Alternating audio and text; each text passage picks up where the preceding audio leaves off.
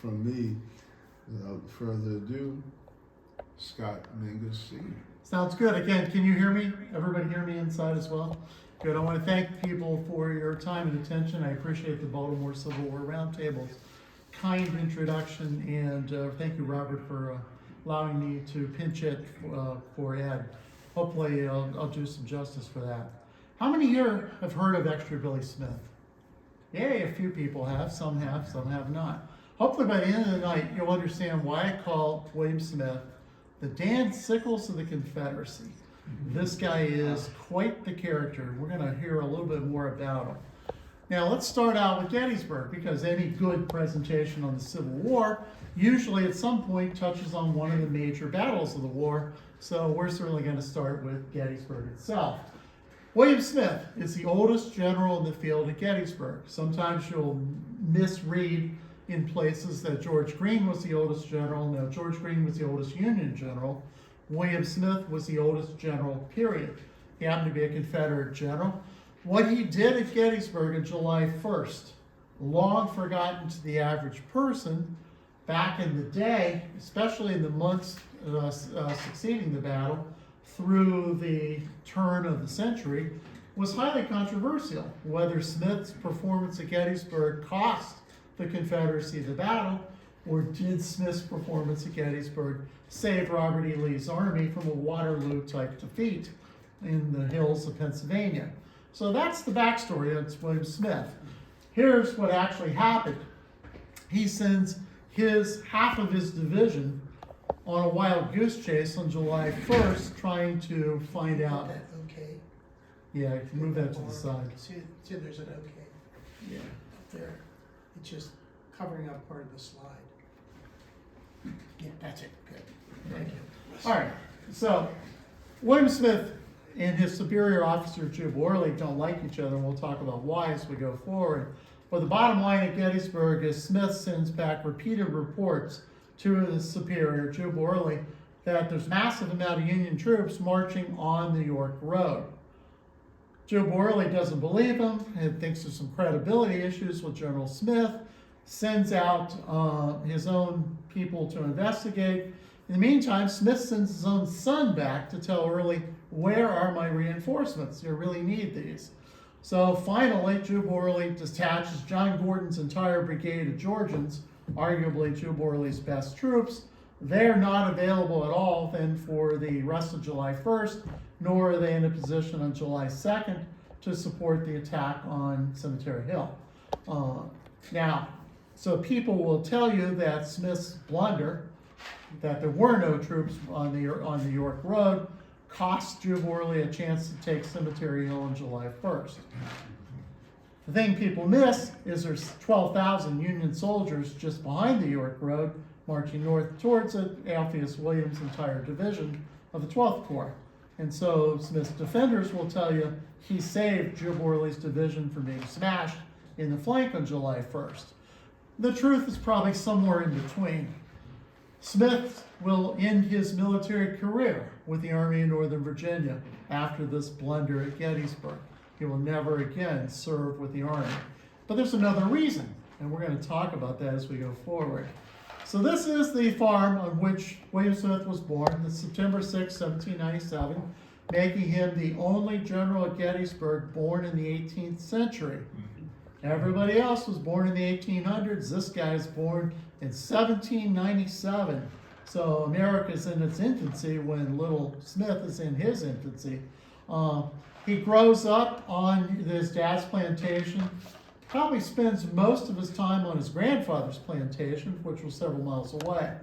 The Smith family came from Moorish royalty. Their ancestors had come over from Spain many, many years ago, went from Spain to England, and eventually from England to Northern Virginia. And the Smith family was phenomenally wealthy. So William Smith is born to one of the first families in Virginia. He's got a silver spoon in his mouth. Anything he wants, he gets. He's the oldest child. He's in a position of honor in this Virginia family, and life's going pretty well. His father decides that as the privileged older child, we're going to send William off to school, to preschool, if you will. And then he sends him to Connecticut, to one of the finest private prep schools in America. Plainfield Academy was almost the designated, if you will, preschool or prep school for Yale. So most people that went to Plainfield Academy eventually went to Yale and got their degrees. So Smith is on his way there when he gets news his mom's died. Okay, so he stays in Connecticut, doesn't come home for the funeral. And the War of 1812 breaks out at the end of his freshman year. Smith decides he wants to join the United States Navy. Well, that's no big deal, except he tells a recruiting officer, how do I become an admiral? He's 13 years old, folks. He wants to be an admiral right away. And he wants to whip the whole British Navy by himself. And so at the age of 13, you start seeing the characteristics of William Smith, his personality traits. They're going to stay with him the rest of his life. Number one, he's impetuous. You ever heard people who say they shoot first and aim later? That's William Smith. He shoots his mouth off, he shoots his gun off, he shoots anything he can, and then later starts thinking about it. He's not a coward. He's by no means timid. He's aggressive. He's a risk taker. He's a leader. Even at the age of 13, the other children in this school are listening to what William leader. But his dad doesn't want a war with Britain. And here's this hothead kid wanting to be an admiral, running around wanting to kill Brits. And so the father says, I think you've had enough of the New England culture, because at that point New England was leading the drive for the Second War, 1812, and he wanted to bring him home to good old conservative Virginia, where the Virginians weren't so keen on a second war with the crown. So he brings him home, enrolls him in a local college, and it's all going okay for William. Then the dad dies. So now he's an orphan. 17 years old, head of a household with several brothers and sisters. He decides at the age of 17 to put his 15-year-old brother in charge of the estate. Keep in mind, we've got over 6,000 acres. Now, luckily, they have enough neighbors that'll help out and do it. He wants to be an attorney. So he goes to Fredericksburg, gets really good grades, goes to Warrenton, gets even better grades, and then he comes here to Baltimore.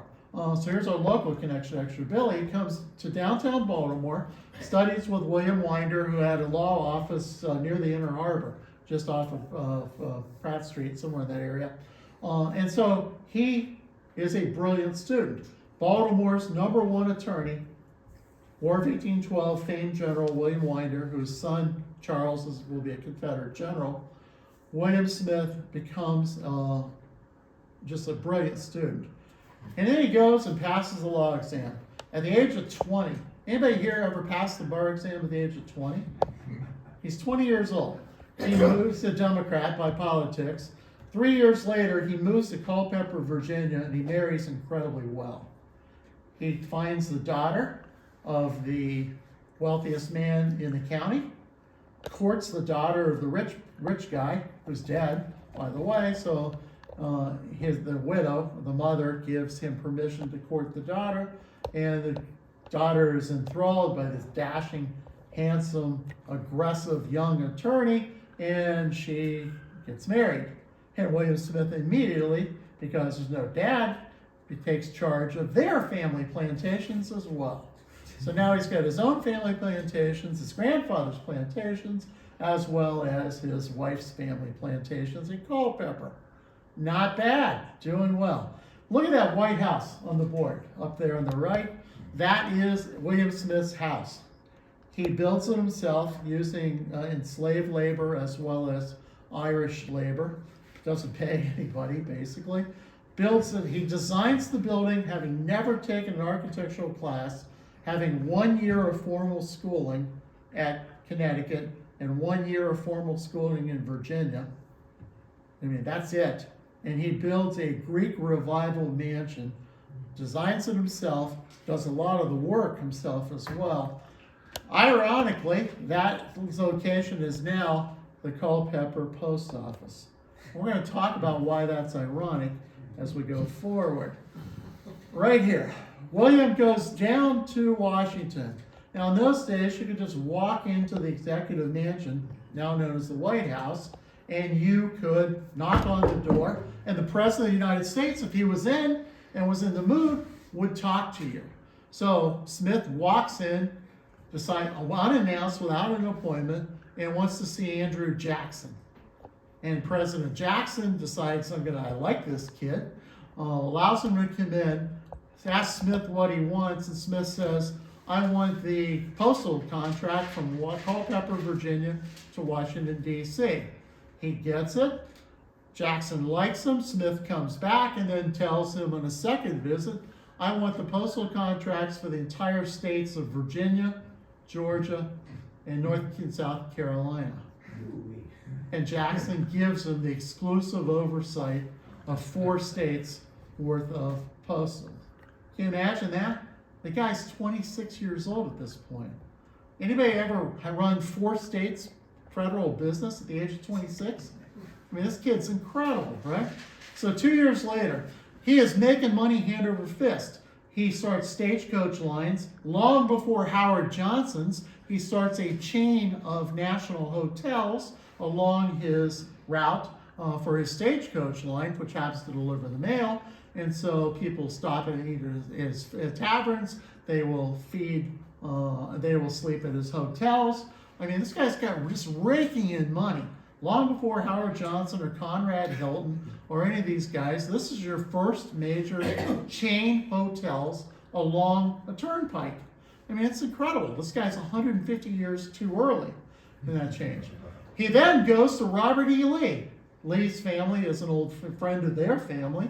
He goes to Robert E. Lee's uncle and personally negotiates the purchase of 200 acres of land in Warrenton, Virginia, on which he's going to build a stable for his Stagecoach Line. He's going to build a hotel there, etc. Now, all this is going on while Smith is starting to charge extra. If you wanted your mail delivered to your farm and you're 5 miles off the turnpike, he would deliver it to you. Long before rural free delivery, or RFD, it was rural paid delivery. You paid extra, and William Smith Stagecoach would leave the highway and come to your house. If you had extra mail, he would charge you extra. Long before Delta charged for extra bags, Smith is charging for extra bags. If you're a large person and you took up 2 seats, he would charge you for the same. Sounds like airlines, right? Yes. Smith has got all this stuff going in 1833, folks. He's making a killing. As I mentioned, he's also a Democrat attorney. Now, in those days, Virginia's politics were dominated by the Whig Party. In particular, a senior senator from Virginia's name was Benjamin Watkins Lee, not the Robert E. Lee family. This is Leigh. Benjamin Watkins Lee. He goes before Congress and protests William Smith. Because in those days, Congress had what they called the Blue Book, which the post office used. And every time somebody had an expense, their name would be written in the Congressional Blue Book overseeing federal expenditures. And they put a little asterisk by William Smith's name and the word extra because it was an extra fee he was charging. He was making twice the amount of money he should because of these extra fees. And so his political opponent from the Whig Party stands up on the floor of Congress. The first time William Smith's name is ever mentioned in Washington, and tells on the congressional record this surplus William Smith, this extra Billy Smith, he's ripping people off, he's doing all this kind of stuff, he's making too much money. William Smith, when he hears that he's being mocked on the floor of Congress, says, there's a lot of William Smiths, but there's only one extra Billy Smith, and that's me. So in effect, he becomes extra Billy Smith the rest of his life. They didn't patent trade names back then or trademark things. If they had, I'm sure Smith would have trademarked the name Extra Billy. Because for the rest of his life, I'm the one and only Extra Billy. And so he took a political mockery that his opponent was calling him Extra Billy to make fun of him, and that became his name down to this very day. How's that for turning things on your enemies, turning things around? But like a lot of businessmen, Smith doesn't know when to stop.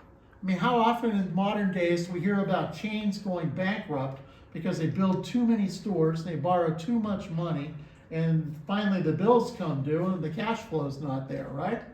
Smith's problem is, believe it or not, he buys a steamboat and starts running mail service from Norfolk, Virginia, back up to Baltimore. He then gets a contract. Remember, this is 1837. What happens in 1836 in Texas? Davy Crockett and the Alamo, right? So Texas is now a state post-Alamo, Sam Houston, etc. And good old Extra Bilius went to the President of the United States and negotiated exclusive rights for all mail service between the United States of America and the People's Republic of Texas. He now has international mail service. But all this, the steamboat is horrible. He actually, one point, his pilot coming out of Baltimore Harbor onto the Chesapeake Bay gets sick. Extra Billy's never been on a boat before in his life and takes over and figures out how to steer the ship and keep it going. And he takes it all the way down to Norfolk without sinking the thing in an ocean gale. I mean, it's amazing what this guy does. While this is going on, we have a new president who brings in New Englanders. Amos Kendall, a skinflint son of a Puritan from Massachusetts, takes over as Secretary of the Treasury. The Treasury Department, Postmaster General, reported the Treasury Department in those days.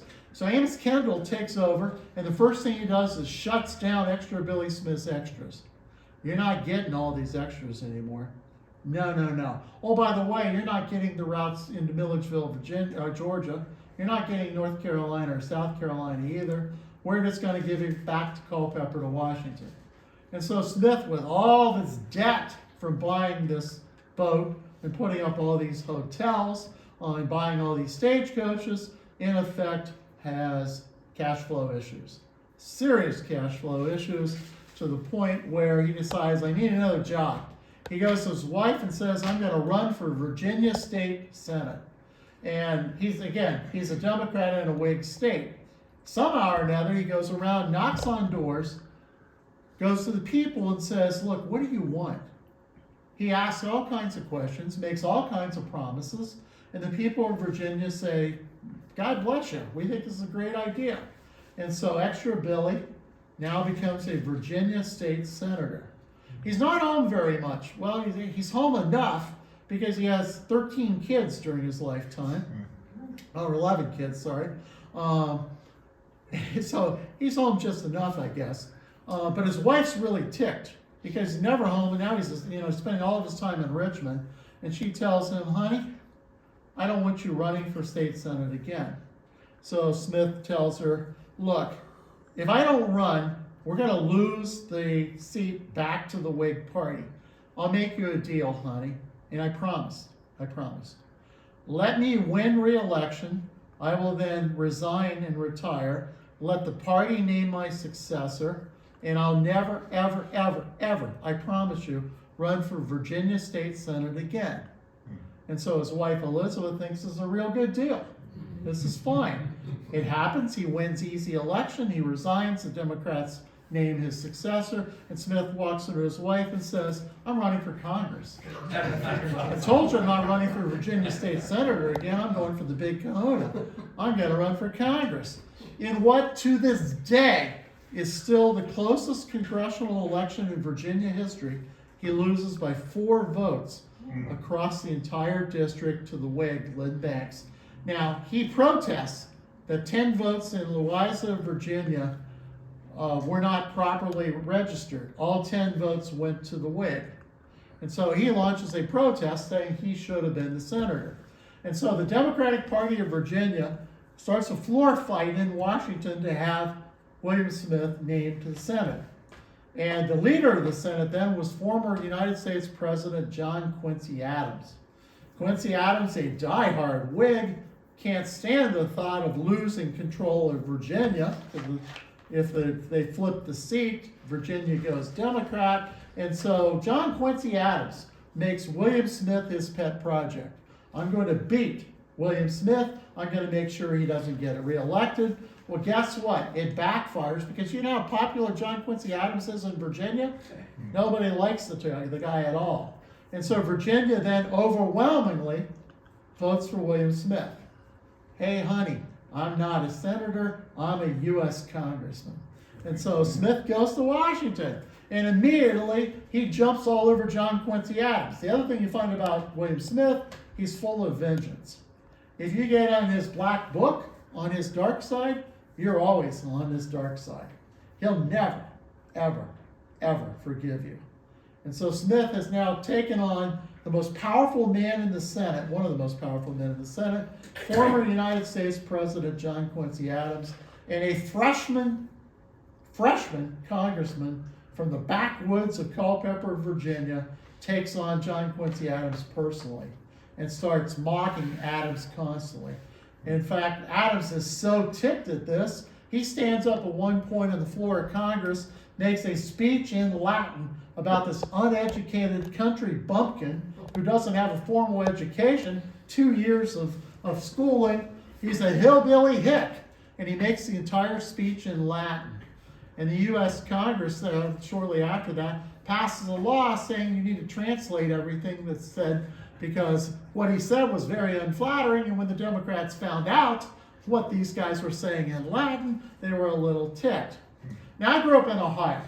I spent most of my life in southern Ohio and then spent 23 years in Cleveland area. But I like this quote from my Ohio congressman from way back when. If I should ever make a book and put into it all that John Quincy Adams ever did, all that Daniel Webster ever knew, and all that extra Billy don't know, what a book it would be. So again, most people have never heard of Extra Billy Smith. Washington knew who this guy was. I mean, everybody in Congress knows who this freshman is.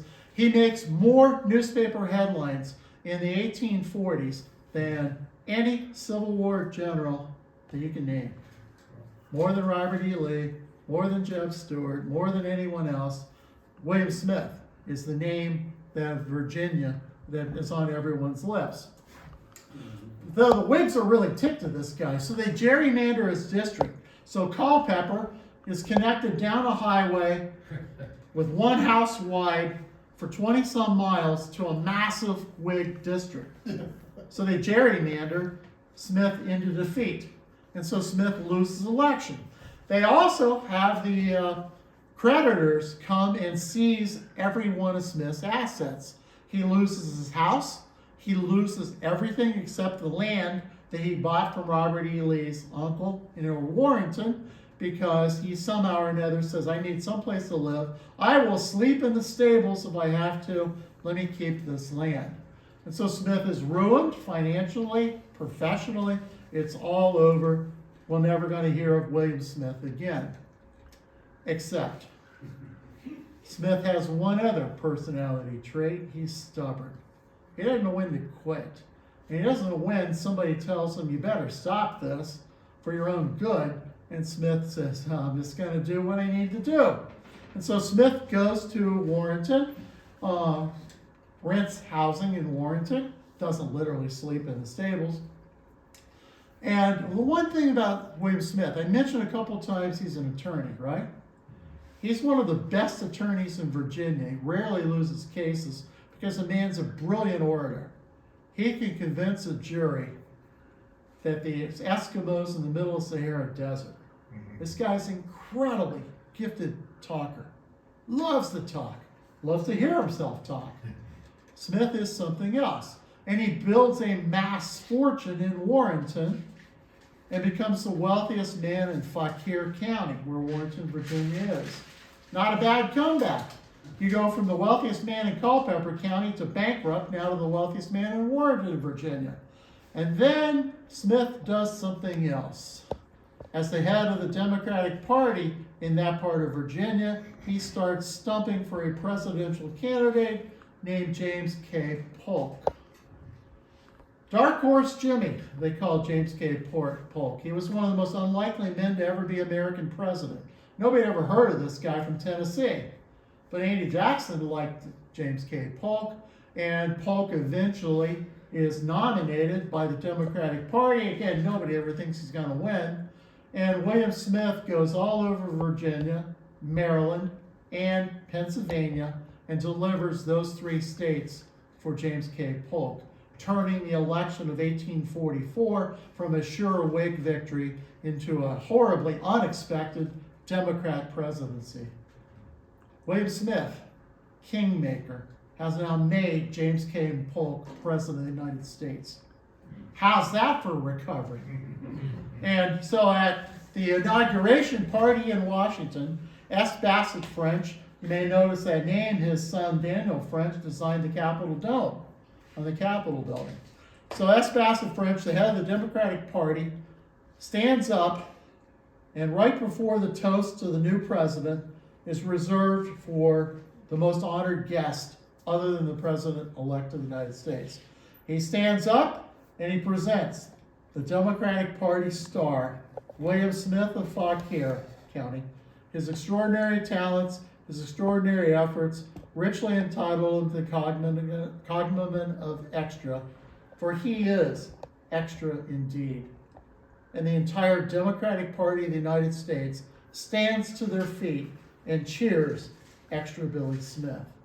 It's William Smith's finest moment. Less than a year ago, he's bankrupt, lost his house, lost his stagecoaches, lost his business, and a year later, he makes a president of the United States. How's that for a comeback, folks? Not bad. Not bad. So, he's walking down the street in Warrenton one Christmas day after Christmas, and one of his neighbors says, "Evening, Governor." And he says, "What are you talking about?" And he says, "You didn't hear the news? The Virginia State Legislature today named you the governor of Virginia." Again, almost exactly 14 months after going bankrupt, he's now made a president of the United States, and now he's been named the governor of Virginia. This guy's on the fast track to success. 3 years, right as the Mexican War begins. It's 1846, the war has begun. He wants Texas. Remember his old mail routes to Texas? Well, he has got himself, his brother-in-law has succeeded Stephen F. Austin as the governor of Texas. So now Smith's got a family member sitting down in Austin, Texas, or wherever the capital was in those days, and he wants Texas brought into the United States as a slave state. So in 1847, he runs for the U.S. Senate and doesn't win, but he's still the governor of the state. He's okay. He focuses on the infrastructure. He wants to build railroad lines all over Virginia. He's one of the early people advocating railroad use. And in those days, the Whig Party still had a fair amount of power. They were in the Lynchburg, Tidewater, Norfolk area. East central Virginia was just filled with Whig politicians, and they don't want railroads in the Shenandoah Valley. Extra Billy Smith's power base is Northern Virginia, including the Shenandoah Valley. He wants all kinds of railroads, and he's never going to get them. So in the Civil War, can you imagine Stonewall Jackson if the Shenandoah Valley had been littered with railroads? They only got one railroad going down the valley, and it stops at Stanton. There's no railroad at all south of Stanton because Smith never got permission to build any railroads south of there. So he spends a lot of money. One of the things he wants to do, by the way, is buy George Washington's Mount Vernon estate for the state of Virginia. He wants to buy it from the Daughters of Washington or whatever the organization is that still owns Mount Vernon to this day. But Smith wants to buy it and make it into a Virginia State Park. But of course, the Virginia legislature don't want any part of that. So he spends his money on beautifying things. He becomes the first governor of the United States to install running water and a toilet that flushes in a governor's mansion anywhere in the country. Richmond is first. Extra Billy has a flushable commode long before anyone else. It's great. Now, there's a part of Extra Billy that I hate, and that's the fact this man is a racist. By far is he a racist. He does not like African American people.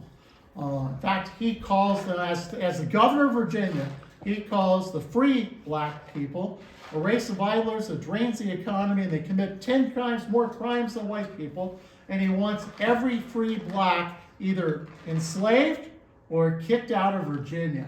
And he starts spending wagon loads. In fact, believe it or not, 10 wagon loads of formerly enslaved Virginians end up in York County, Pennsylvania, where I live now. And they form the origins of the black population of York, Pennsylvania. William Lloyd Garrison, heard that name before? The Liberator. William Lloyd Garrison, in the newspapers of his day, starts calling William Smith not Extra Billy, he calls him Pirate Billy. He calls him a pirate, utterly devoid of humane and generous sentiments. You talk about making enemies. John Quincy Adams is his enemy, and now he's got, William Lloyd Garrison against him, who turns all those other New England abolitionists against William Smith. William Smith becomes the poster child for the pro-slavery movement. He stands up on the floor of Congress and makes lots of pro-slavery, pro-bondage speeches. It's amazing what this racist guy does. And oh, by the way, while governor of Virginia somehow or other gets enough money to build this house. It's still there. He buys more people, enslaves more people, but overextends himself again, and his term ends on December of 1848. So he has gold fever.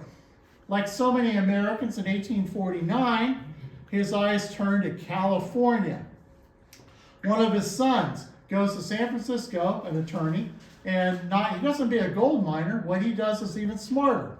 He becomes the only attorney in San Francisco allowed to file federal claims for gold. John Sutter's Fort, files his claims with J. Caleb Smith. J. Caleb Smith sends a telegram back to his dad and says, you need to get out here, there's lots of money to be made. Extra Billy, by the way, just loses another kid. His 9-year-old son dies, and a day after the funeral, he borrows $2,000, gets on a boat, and disappears for 4 years. You think his wife's happy about that? And Smith's all the way. He shows up in San Francisco, gets off the boat, and he joins his son on the Marina District of San Francisco. They own what's now Fisherman's Wharf. They own the Marina District. The Smith family owns most of the downtown waterfront in San Francisco. He makes a killing. He's got rental property all up and down the coast. California is still technically a republic at this point in time, and he runs the state convention to help them become a state. While again, his son or brother-in-law now is the 3rd governor of the state of Texas. He wants to seize Cuba, by the way, sends an emissary to Havana trying to check out whether he can invade Cuba with a private army of Texas and try to take that, or the army of California would join the Texans. One more time, now that California is a state, Smith runs one more time for the Senate, doesn't win. But he's making $18,000 a year in 1851 just from rental income from all of his rental properties in California. He makes a fortune. Then he gets a message from his wife. I think it's time you come home. So Smith decides, all right, I made enough money. I'll leave my son J. Caleb here. I'll head back home. He takes a lot of the money back with him. Comes back to Warrenton, and he builds this building. Pays for it in cash with money from California rentals. The house is still there today. That's his law offices. You see the law office up to the 2nd floor, right above the one-way sign, right? Mm-hmm. 2nd floor offices are his apprentice. 3rd floor, the entire 3rd floor is William Smith's law office. He's doing well. His 2nd floor apprentice is a man you may have heard of. William Smith's young protege, his hand-picked paralegal, going to become an attorney with him. His name is John Singleton Mosby. The great ghost of the Confederacy is John Wilkes Smith. It is Extra Billy Smith's law protege. Did you guys know that? No. He's got John Singleton Mosby. So he goes back to Washington. Now his opponents in the Whig Party now say he's ineligible to run because he was the president of California, because he was the president of the convention that ratified trying to become a state. And so he technically was the president of California Republic. And by law, he should not be allowed to run for U.S. Congress having held a foreign political office, right? Even today, U.S. congressmen cannot hold office in another country. Smith argues successfully before the Supreme Court that California was never technically a republic when I was there. It was kind of loose. And I was never elected as the president. I was appointed as the president of the convention. Therefore, I was not an officer duly elected, and I'm eligible to be run for the U.S. Congress. He wins, and he takes on immediately another political opponent. He goes after Stephen Douglas. So he's went after Quincy Adams, William Lloyd Garrison, and now he goes after Stephen Douglas. Remember, he is the voice of slavery in Virginia. And now he's got everybody else from the South behind him. William Smith goes after Stephen Douglas about the Kansas-Nebraska Act. And obviously Douglas wins all the arguments, and eventually we do get a Kansas-Nebraska Act. But if you read the congressional records of 1854 or so, the Kansas-Nebraska Act, you will see objection Smith, objection Smith, objection Smith. He doesn't want this. He turns down a chance to run for governor of Virginia again to go back to Congress. He's beaten for Speaker of the House. He quits the Democratic Party and joins the Know-Nothings because Millard Fillmore and all these other leaders, Franklin Pierce, are becoming politically important. He thinks that the Whig Party is dead. They are. He thinks the Democrats are declining. So he runs against the Democratic Party, the party that he made in Virginia. He runs against them and wins by 6,000 votes in a election of 8,000 people.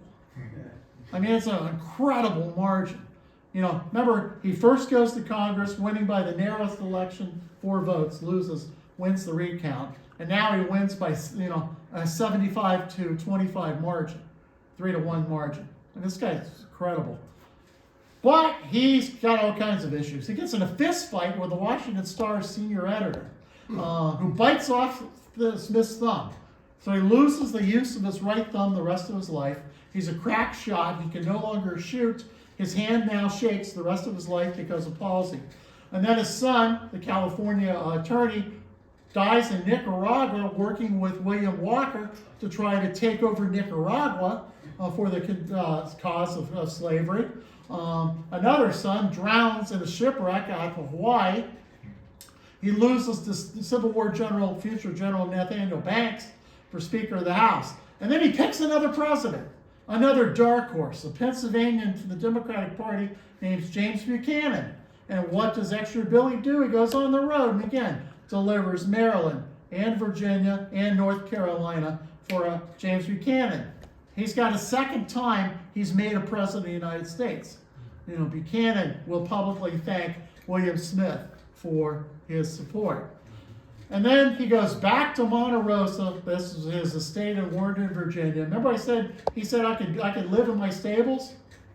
That's his stables. Italian marble floors for his horses. Spends an absolute fortune.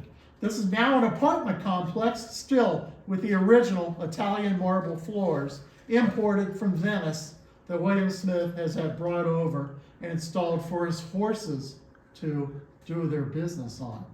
Italian marble. Incredible what this guy does. And as mentioned, he leads the pro-slavery contention in Virginia, keeps saying blacks are a drone on our society, and now look at his new enemy, Horace Greeley, who in the pages of the New York newspapers blamed Smith for bringing sorrow to many hearts through the shameful prostitution. He's being called a pirate. Now he's called a prostitute. He's being called a hooker. And in those days, being called a prostitute was one of the lowest forms of abuse that you could heap on someone, especially a male. You call them a prostitute, it's the lowest of the low. While this is going on, Smith sends another son out to Nevada, trying to take Nevada and Utah. They negotiate with the Mormons. Smith's family negotiates with Brigham Young to try to get Brigham Young's support to bring slavery into Utah. Never going to happen at that point in time. And then John Brown raids Harper's Ferry. And all along, Smith has been saying, you got to watch the free blacks of Virginia. I mean, just can't trust them. And so he stands up on the floor of Congress the day after the John Brown raid and says, what do you expect? I told you we need to get rid of the free blacks in Virginia. Look what this John Brown guy just did with free blacks at Harper's Ferry. I mean, Smith's like, you can't be doing that. And then he makes the first major mistake of his political career. He makes this long-winded speech on December 26th and accepts 2 glasses of eggnog from a lady. It's spiked. Oh, I didn't tell you. He's also the longtime president of the Virginia Temperance Society. He's never had a smoke, he's never cussed, and he's never had a drink. And now he makes a loopy speech on the floor of Congress, blitzed out of his mind because of this eggnog, and says, I'll have another one of those. And it has a second eggnog, and he's really looped because he's never had alcohol in his system. He makes a 3-day speech, pausing only for potty breaks. An observer says, one of the newspaper reporters, I listen to enough nonsense to last me a year. And for the rest of his life, Republicans, the new party that replaced the Whigs, will now call him Eggnog Billy. Not Extra Billy. To Republicans, he's Eggnog Billy. 1860, he's deeply disturbed by the election of Abraham Lincoln and everything the Republican Party stands for. We must secede unless the free states recede. That's his slogan as he runs for the United States Congress for his 5th term, and he wins. Oh, by the way, he's also running for the Confederate Congress. He's the only man I can find in American history simultaneously to run candidacies for the U.S. Congress and the Confederate Congress. Why? Virginia hasn't seceded yet. There's a confederacy. If Virginia secedes, he aims to be the congressman. If Virginia doesn't secede, he aims to be the U.S. congressman. One of his detractors says, if there's a Congress in Timbuktu, Extra Billy will move there and win. And after, of course, that he wins, or Virginia succeeds, he withdraws from the race, but never resigns from the U.S. Congress. Remember, he's a sitting United States congressman, right? He's not been reelected, he withdrew. But he does not resign his seat. And the only time I can find a sitting United States congressman smuggles guns out of Washington. Horace Greeley jumps all over him because he's with a young lady, not his wife, who smuggles 3 Maynard rifles out of Washington from Smith's office in her petticoats and deliver them to a Confederate agent across the river in Alexandria, Virginia. He's a sitting United States congressman delivering weapons to an enemy force. How's that for a problem? Horace Greeley calls him a traitor who should immediately be hung. Well, it's going to get worse. Because of the Battle of Fairfax, he's visiting the Warrenton Rifles. Most of those are the young men whose parents voted for him. The 2nd United States Cavalry attacks. The commander of the Confederate troops there is Richard Stoddard Ewell, a name we've all heard. Richard Stoddard Ewell is wounded. 63-year-old United States Congressman William Smith grabs a gun and shoots United States cavalryman. A United States legally elected, not resigned yet, U.S. congressman shoots U.S. soldiers on the streets of Fairfield, Virginia. And now Horace Greeley demands that Smith be executed. I mean, this is a real problem, folks. This guy is a turkey. He goes down to Richmond. Now that Virginia is a member of the Confederacy, and he goes to his good friend Robert E. Lee, who happens to be the military adjutant to Governor John Letcher, who a hand-picked Democrat who Smith has helped put into office, as well as his predecessor, Henry Wise. Smith is now playing kingmaker with the Richmond. So he's now named, Robert E. Lee signs his papers, naming William Smith a colonel in the Virginia State Militia, rapidly changed into the 49th Virginia Infantry. Now, he doesn't have any military background, right? He's going to go into battle wearing a homespun Confederate uniform his wife has made for him. He carries a blue umbrella because he can't fire a pistol, can't draw a sword, but he can hold an umbrella with his left hand. And he goes into battle with his umbrella over his head to shade him from the sun. I mean, picture this, 63-year-old guy on the sun at Manassas at Bull Run, while there stands Stonewall like a stone wall. There stands Jackson like a stone wall. There's Extra Billy with his blue umbrella, within sight of Stonewall Jackson. There's the blue umbrella. And there, Bill, my friend Larry Reber made me a custom Extra Billy Smith little toy soldier with his beaver hat and his blue parasol at the Battle of Bull Run to play with for my war games, Bill. Like that one? Very nice, sir. I thought you'd like that. So, Billy Smith goes to Congress. He's now a member of the Confederate Congress. He finally, his resignation arrives in Washington. He's no longer a U.S. congressman. Sits in the Confederate Congress and then fights his first major battle after Manassas and Seven Pines. He doesn't know military orders. He just knows, backwoods Virginia. Flush the game. You know what that meant? Flush the game was his order to charge the enemy. Flush the game. Now stick them. You know what that meant? Fix bayonets. Now stick them. He is personally brave. He goes into the battle. He loses half his men. Oh, by the way, at one point in the battle, he picks up a fallen battle flag, turns to the men nearby and say, "Follow me, boys! Follow me." And the entire 2nd Florida Infantry follows a colonel from Virginia in the middle of the battlefield. He didn't have any authority over Florida troops, folks.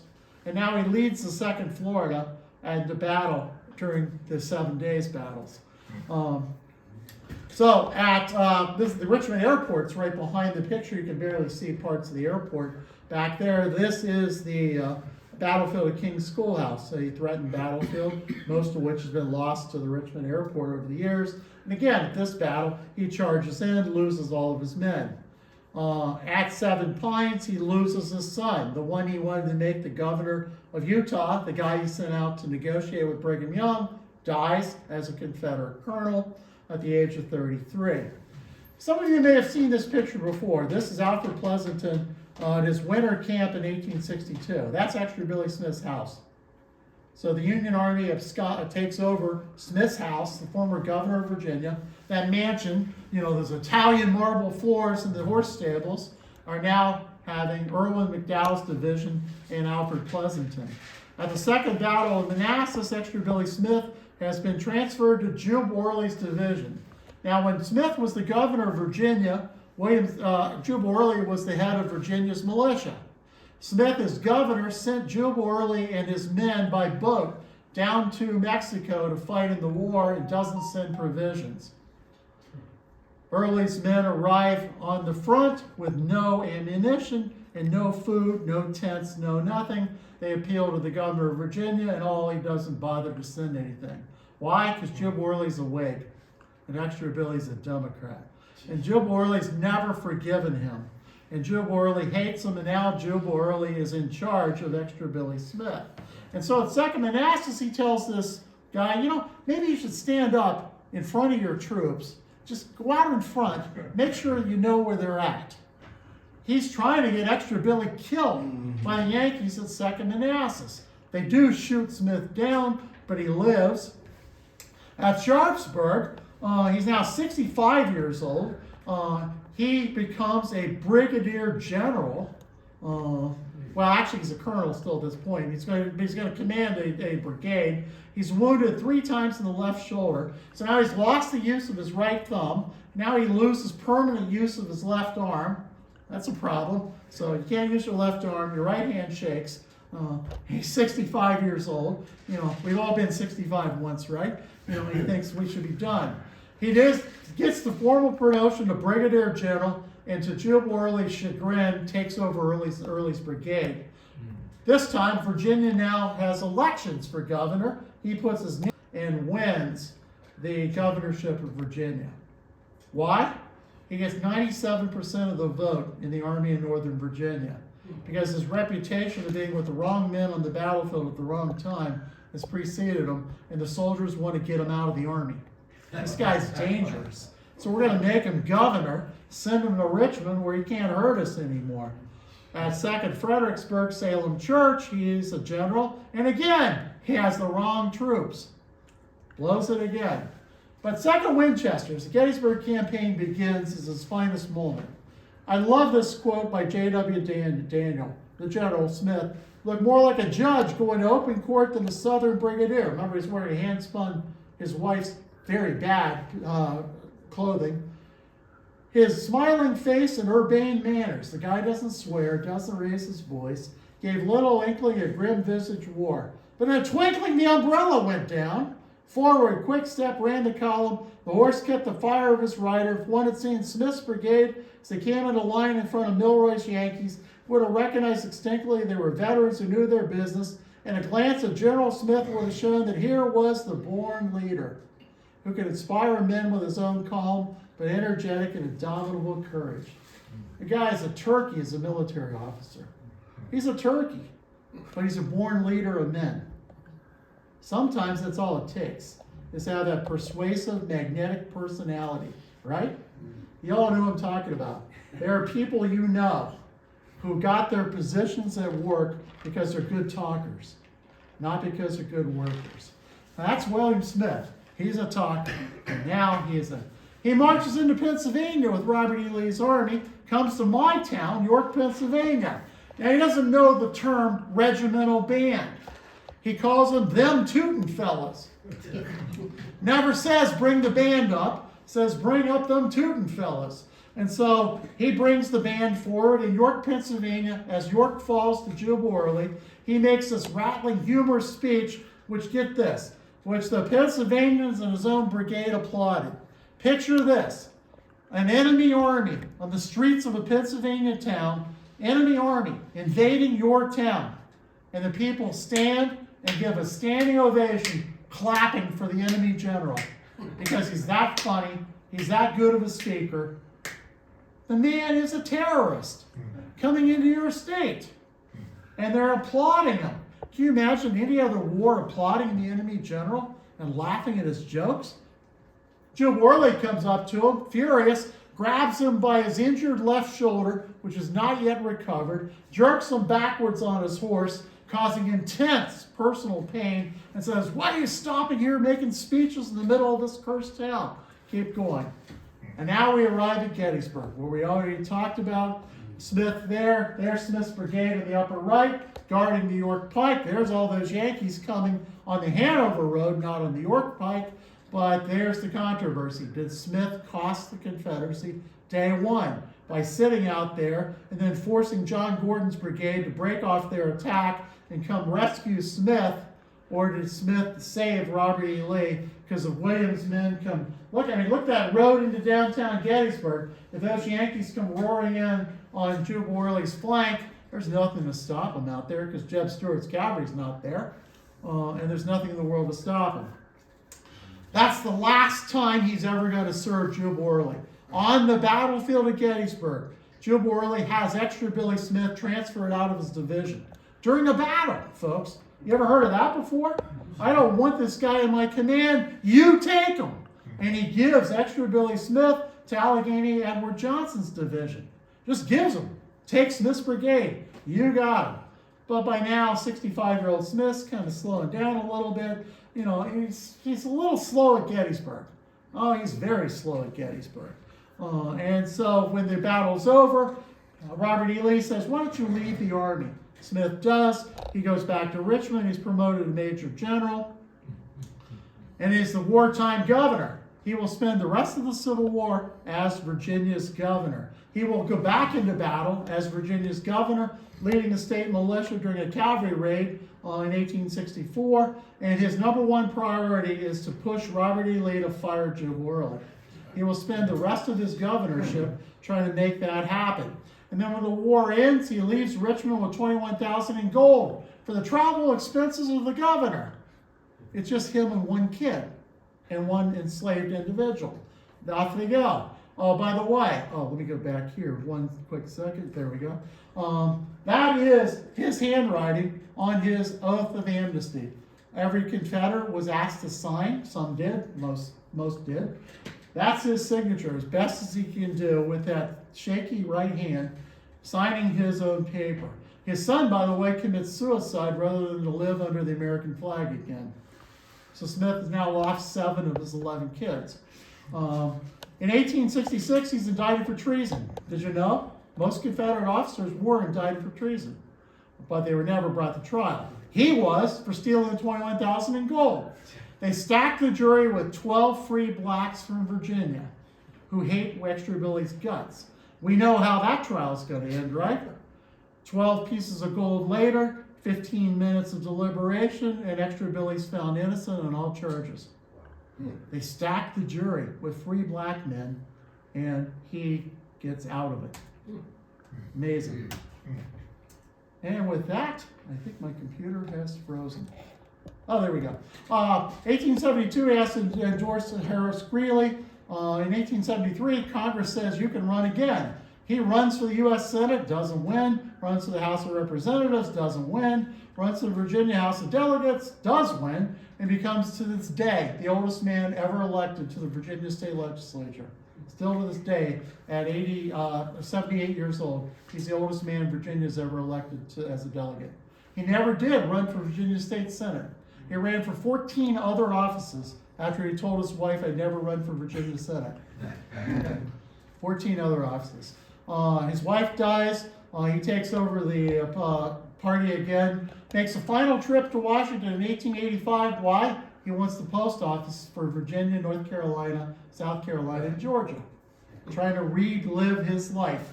He never gets that, dies of a broken heart alone in his room on March 18th, 1887, at the age of 89.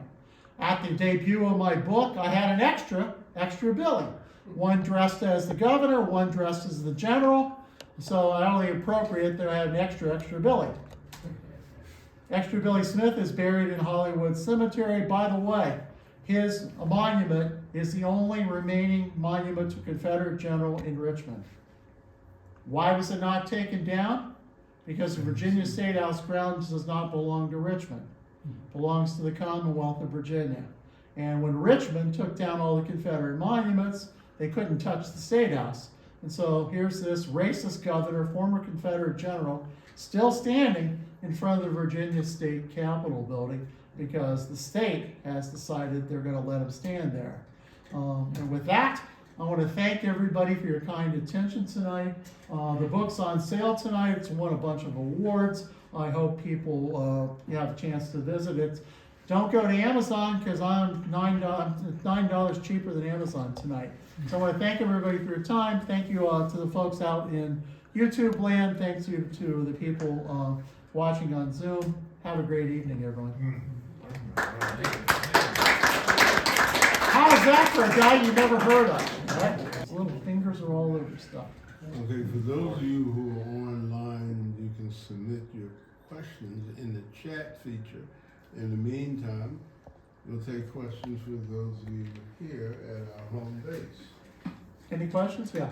Who did Smith support in the election of 1860? In the election of 1860, he supported his good friend John Breckinridge.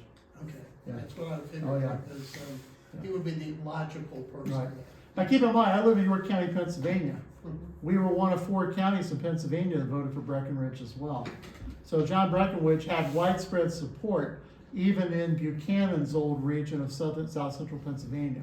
So yeah, he was definitely for Breckinridge. Couldn't stand, remember, Breckinridge's opponent in the Democratic Party was Stephen Douglas, who Smith really couldn't stand. Well, that's, I figured that was definitely not gonna be. Yeah, he's not gonna support Stephen Douglas. So yeah, he openly stumped for Breckinridge, yeah. Anything else? Robert, anything come in online? Any other questions? I have another question. Sure. Wait a minute. Was he, hold- oh, Yeah, one there's in the somebody back. over there. Go ahead, yeah. Wait a minute. You made a statement that he was opposed to disunion in early 1861. Yeah. What's Very the evidence of that? Because everything else suggested he was. Well, it was political. he wanted to stay in the United States Congress to wield power. He didn't want Virginia to leave because he still wanted to be a U.S. congressman, and he still, early on, thought that Virginia shouldn't leave. And then when it became apparent that his constituents wanted to secede, like any good politician, he flip-flopped. And so he decided, I'm gonna do what the people want me to do. If Virginia secedes, blah, blah, blah. So, yeah, but he started out for political reasons being a unionist because he thought that's what the party wanted. And as soon as he realized Virginia was gonna secede, I'll turn right around. Yes, you had another question? Yeah, at the first Bull Run, was he the regimental commander? He was the regimental commander of the 49th Virginia Infantry. 49th Virginia Infantry. Right. And he became a brigade commander After Second Manassas. after Second Manassas. Right. Okay. And was a brigadier the rest of the summer into 1863 when he's promoted after Gettysburg to Major General, with the same rank as Joe Worley. So these two guys just hated each other. It's amazing how much they hated each other. So, yeah. Did he have any interaction with Major Gilmore? I'm just curious. Not that I'm aware of. I've never found that Extra Billy Smith talked to Gilmore at all. Remember, this guy's a Virginian, and Harry Gilmore's a Baltimore guy. Right. So, not a lot of interaction that I've ever found. They're on the battlefield together at Second Winchester, but they're on different parts of the battlefield. So, yeah. Yeah, I noticed that you said that well, at least on the slide it said in 1872 he supported Horace Greeley. Mm-hmm. Did he Why? explain why? Greeley's a Democrat. Extra Billy Smith, as the head of Virginia's Democratic Party, has to support the national nominee. He detests that role, detests it, because he can't stand it. Horace Greeley's a guy who called him a prostitute, Yeah. right? And now he's got to go out of Virginia stumping for a mortal enemy to be president. He resigns from the Virginia Democratic Party chairman after that, because he's like, I'm not supporting these guys anymore. So stays in the party, runs, but never goes on the national level again. Robert? While on the Gettysburg campaign, and he went to York, was he involved east of there in the Columbia River campaign? No. He never went to Wrightsville. Only John Gordon's brigade went to Wrightsville, and General Early himself.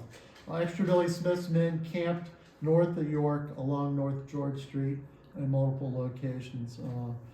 He deliberately doesn't. Early doesn't really trust him, so he always keeps Smith near a senior brigadier. So he's the Louisiana Tigers commander has oversight over Extra Billy while in York, just to keep Extra Billy out of mischief. Because again, Early doesn't like the guy, doesn't trust him. Yeah. Did Lee trust him? And if not, why Well, did keep in he mind, leave? Lee's family was long. Keep in mind, Lee's uncle is a personal friend of Extra Billy. So Robert E. Lee, like typical Virginian, venerates the memory of his uncle. His uncle said, "You got to like William Smith," and so Robert E. Lee doesn't necessarily like the military prowess, but he's charmed by Extra Billy's charm, and he's obligated by Virginia's first family rules that he needs to listen to him. But then Lee goes into this very delicate balance that he's the commander of all the Confederate armies, and the governor of Virginia wants him to fire a Virginia officer serving the national government. And so you can kind of see where Smith's overstepping his bounds. And so Lee hides behind the fact that I am the commander of the Confederate States Army and I have no authority to listen to the Virginia governor. And so he politely writes a letter that still is on the wall of Smith's house. It's stayed with the house all these years, framed on the wall, from Robert E. Lee to William Smith, telling him that he's not firing Joe Worley because he doesn't have the authority to do that based on the governor's word. So, Yeah, Extra Billy had a tendency to be very long-winded. That was his reputation. extra long. Was he boring? No, I mean, everything I've read about the man, he's an eloquent, fascinating speaker. He tells jokes. Keep in mind, he spent a lot of time with Andrew Jackson. He's known Davy Crockett. He has spent time with a lot of Tennesseans. His power base is West Virginia in the Shenandoah Valley in Northern Virginia. So, I mean, he's kind of a hillbilly himself. Even though he's born in Fredericksburg to a very wealthy family, he kind of adapts the common man thing and, you know, basically tells people, I'm a hillbilly and vote for me, I'm one of you.